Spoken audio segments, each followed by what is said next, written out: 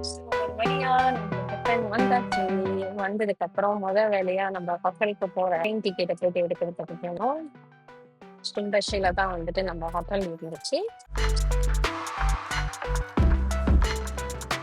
It's 3000 கிட்ட ரஃப்லி 3000 ringgit.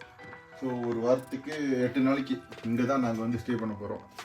சின்னோண்டு room தான், but this is the best we can கெட்ல. So வந்த உடனே இந்த ஃபுட்லாம் எப்படி இருக்கு அப்படின்னு பார்த்துட்டு நம்ம அடுத்து எங்க சாப்பிட போறோம் இதுல முடிவு பண்ற வேலையில வந்துட்டு இறங்கணும். அதுலயே வந்துட்டு நிறைய ஒரு கன்ஃபியூஷன். நீங்க வந்து இந்த கடை நல்லா இருக்கு, இல்ல அந்த கடை நல்லா இருக்கு அப்படின்ட்டு நம்ம போயிட்டு இருந்தோம். ஒரு கடை நல்லா இருக்கு அப்படின்னு சொல்லிட்டு உள்ள போய்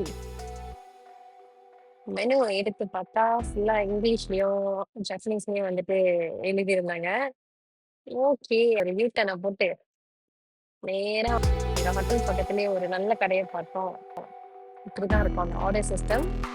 ஒரு டோக்கன் எடுத்து கிச்சன்ல கொடுத்து உங்களுக்கு வந்துட்டு ஃபுட் டெலிவர் பண்ணிடுவாங்க. இவ்வளவுதான் அந்த கிச்சன்.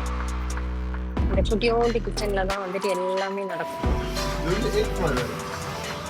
Egg fried rice.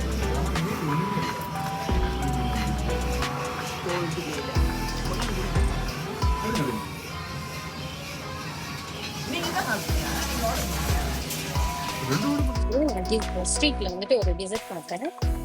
அது வந்து ஒரு டீப் ஃப்ரை பண்ற ஜப்பனீஸ் பேஸ்ட்ரி, பேரு தாய் யாச்சி அப்படின்னு. அப்புறம் திரும்பி நம்ம வந்து இந்த ஸ்ட்ரீட்ல என்னதான்டா இருக்கு அப்படின்னு எக்ஸ்ப்ளோர் பண்ண ஆரம்பிட்டோம். வகை வகையான கடைங்க, எல்லா ஸ்ட்ரீட்டும் பார்க்க ஒரே மாதிரி தான் இருக்கும். இதுல ஒண்ணு நம்ம வந்து நின்றுகிட்டே சாப்பிட்ற ஒரு sushi bar. So, Vivi, what are you drinking? Suntory beer. Suntory beer. Very good. I think I don't know, some kind of pickled chicken. குட்டி குட்டி கடைங்களுக்குலாம் வந்து போனாக்கா ஃபுல்லா வந்துட்டு சைன் லாங்குவேஜ் தான்.